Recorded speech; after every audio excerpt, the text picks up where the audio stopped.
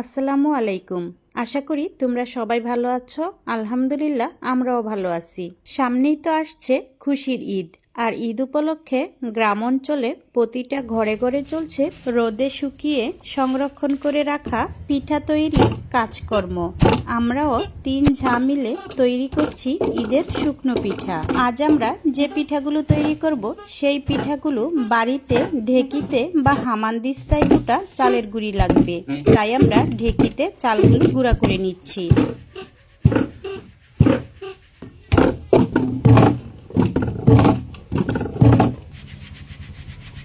এই যে বাবি এখানে পাতলা একটা উন্না ভেজে নিচ্ছে।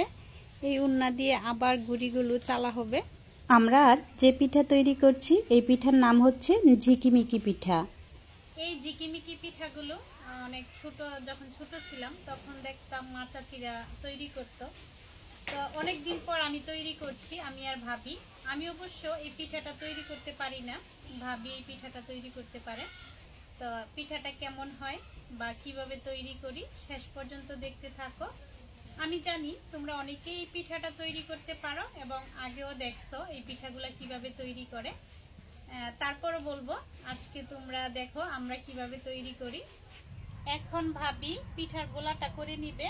তো পিঠার গোলাটা একটু পানি আর চালের গুঁড়াটা মানে পরিমাণ মতো থাকতে হবে।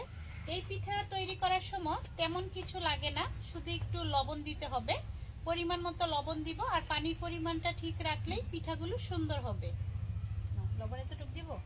গোলাটা তৈরি করতে করতে তোমাদের সাথে আরেকটা কথা বলে নেই। কথাটা হচ্ছে, তোমরা অনেকে আমাকে নক করছো ফেসবুক ইউটিউবের কাজ শেখার জন্য। তোমরা যারা আমার এই পেজে নক করছো তাদেরকে বলছি, এই পেজে নক না করে তোমরা আমার নতুন পেজ নূর জুয়েল এই পেজটাতে নক করতে পারো। উপরে পেজটা মেনশন করে দিয়েছি, পেজে আমাদের কন্টাক্ট নাম্বারও পেয়ে যাবে।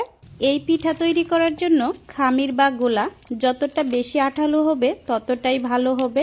আর এই পিঠা তৈরি করার জন্য গোলাটা হাতে খুব ভালোভাবে মথে তৈরি করতে হয়।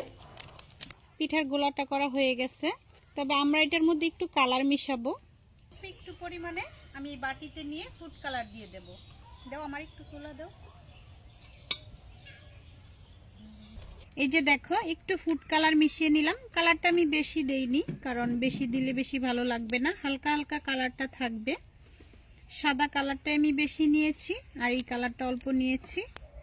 সিটা রুটির মতন আর কি, এরকম ভাবে দিব। পিঠা বানানোর কাজ শুরু হয়ে গেছে। ওই পাশে ভাবি বসলো আর এই পাশে আমি বসলাম। গরম গরম পিঠাটা সুন্দর করে ভাজ দেওয়ার জন্য সুমা ভাবি বসে গেল। আর চুলাতে আগুন দেওয়া হলো। এখন কড়াইটা গরম হবে আর কড়াইতে অল্প করে তেল দিব।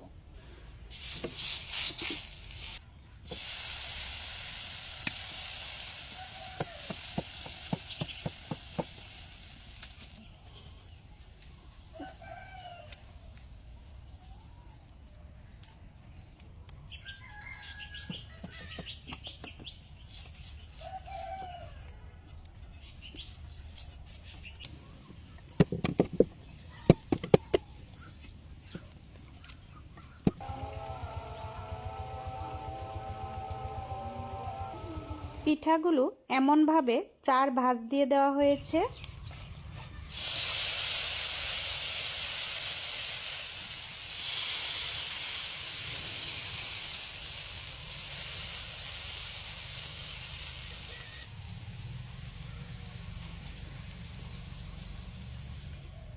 কড়াইতে তেল দেওয়ার জন্য আমরা যে ব্রাশটা ব্যবহার করছি এটা হচ্ছে কলা গাছের ঢাল।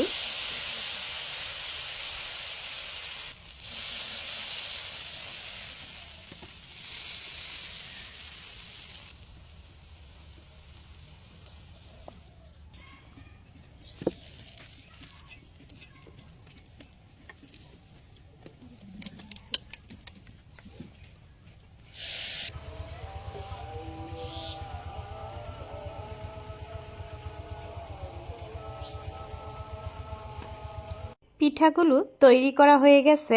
আগের দিন বিকালবেলা তৈরি করেছিলাম, এরপর দিন রোদে শুকাতে দিচ্ছি। পিঠাগুলো উল্টে পাল্টে আমি খুব ভালোভাবে শুকিয়ে নিচ্ছি। তোমাদের কার কার এলাকায় এই পিঠাগুলো এখনো তৈরি করে কমেন্টসে লিখে যেও।